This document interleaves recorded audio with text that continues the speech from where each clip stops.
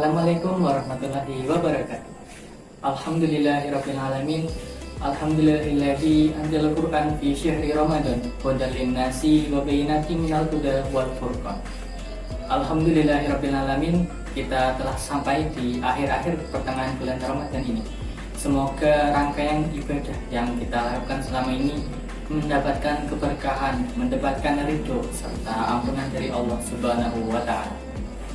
Saudara-saudariku yang dirahmati oleh Allah Subhanahu wa taala, bulan Ramadan merupakan bulan yang mulia karena di dalamnya turun Al-Qur'an sebagai petunjuk bagi seluruh umat manusia.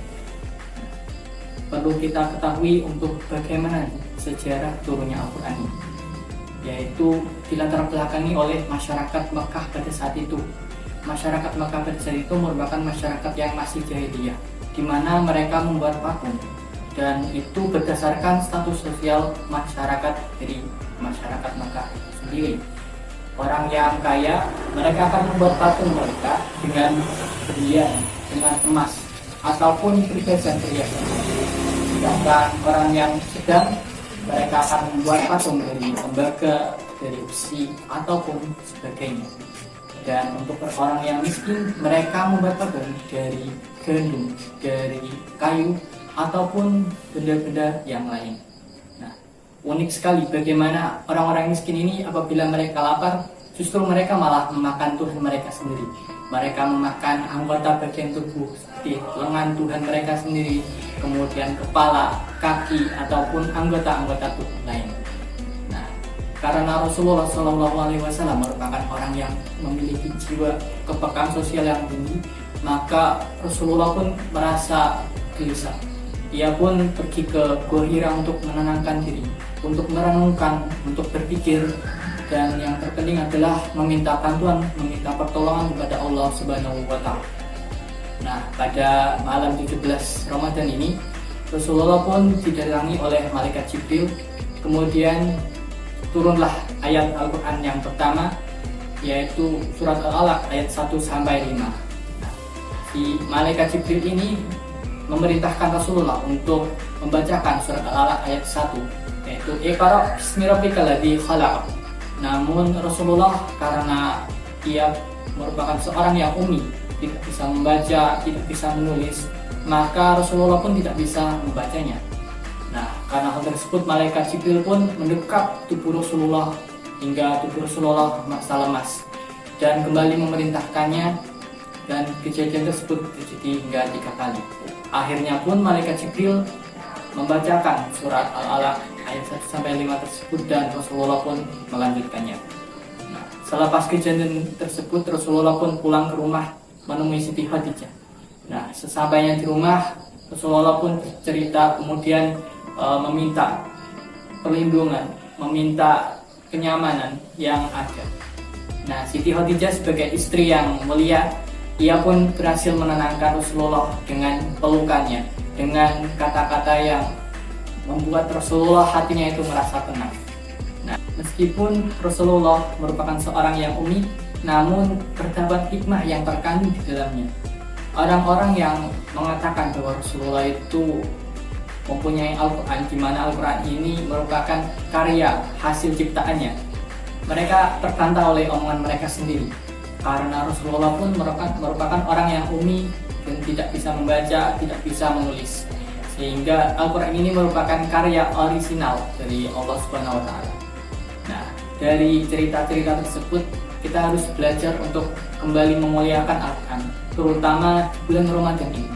Karena Allah berharap agar kita sebagai umat Islam ini menjadi orang yang bertakwa di bulan Ramadan. Sebagaimana surat Al-Baqarah ayat 183 yang berbunyi, A'udzubillahi minasyaitonir rajim, Bismillahirrahmanirrahim. Ya ayyuhalladzina amanu kutiba alaikumusiyam kama kutiba alal ladzina min qablikum la'allakum tattaqun. Wahai orang-orang yang beriman, diwajibkan atas kamu berpuasa sebagaimana orang-orang yang dahulu, agar kamu bertakwa. Kata la'allakum tattaqun pada hal ini bermakna agar kamu bertakwa. Imam Suyuti memberikan definisinya, la'alla adalah sebuah pengharapan yang tidak akan bisa dicapai melainkan dengan kesungguhan semata. Maka dari itu Allah berpesan kepada kita, terutama di bulan Ramadan ini, kita harus terus meningkatkan takwa kita. Kita harus tingkatkan bagaimana keimanan kita kepada Allah. Karena bulan Ramadan merupakan bulan sebagai lonjakan kita untuk menjadi orang yang bertakwa. Nah, cara untuk kita menjadi orang yang bertakwa itu ada berbagai macam ya. Yang pertama yaitu kita bisa meningkatkan sholat kita. Kita tambahkan sholat-sholat sunnah seperti sholat duha misalnya. Misal sebelumnya belum sholat tahajud, di bulan Ramadan ini kita lakukan perubahan, kita sholat tahajud. Kemudian kita bisa tambahkan sholat rawatib, sholat mutlak, dan sholat lainnya. Nah, selain itu, selain meningkatkan sholat, kita juga bisa tingkatkan takwa kita dengan cara bersedekah. Karena Rasulullah SAW merupakan orang yang dermawan, dan di saat bulan Ramadan ini beliau sangat lebih dermawan. Nah, cara yang ketiga yaitu kita harus berinteraksi dengan Al-Quran. Karena Al-Quran memberikan petunjuk yang lengkap, yang sangat membantu kita di kehidupan sehari-hari. Nah, di Al-Quran ini kita bisa lakukan 3 hal dengan cara yang pertama, yaitu kita perbanyak interaksi dengan Al-Quran dengan membaca Al-Quran. Terutama di bulan Ramadan ini kita harus perbanyak membaca Al-Quran. Misalkan kita ingin bulan Ramadan ini kita 1 juz untuk 1 hari, sehingga kita mampu menghatamkan Al-Quran dalam 1 bulan. Nah, selanjutnya setelah kita perbanyak interaksi dengan membaca Al-Quran, nah, kita bisa nih ikut kajian-kajian yang membahas kandungan atau isi Al-Quran. Dengan kita misalnya akan mempelajari kandungan dari Al-Fatihah, maka sholat yang akan kita lakukan setiap harinya, kita akan merasakan kenikmatan, merasakan khusyuk dan kenyamanan di dalam sholat kita. Selain kita mengikuti kajian-kajian yang diadu dalam bulan Ramadan ini, kita juga bisa mencoba untuk menghafalkan Al-Quran. Karena dengan kita menghafalkan Al-Quran, maka Al-Quran akan menjaga kita, menjaga anggota tubuh kita untuk melakukan hal-hal yang dilarang oleh Allah Subhanahu wa Ta'ala. Misalnya ketika kita ingin menghafalkan Al-Quran agar pandangan kita terjaga, maka dengan kita menghafalkan ayat tersebut, kita memahami artinya. Ketika kita tidak sengaja melihat sesuatu yang tidak layak untuk kita lihat, maka kita akan tidak sengaja untuk menolak atau mengalihkan pandangan kita, sehingga yang terjadi adalah kita terlindungi dari maksiat, terlindungi dari apa-apa yang diharamkan oleh Allah SWT. Nah, demikian tadi berbagai cara agar kita bisa meningkatkan takwa kita, terutama di bulan Ramadan ini.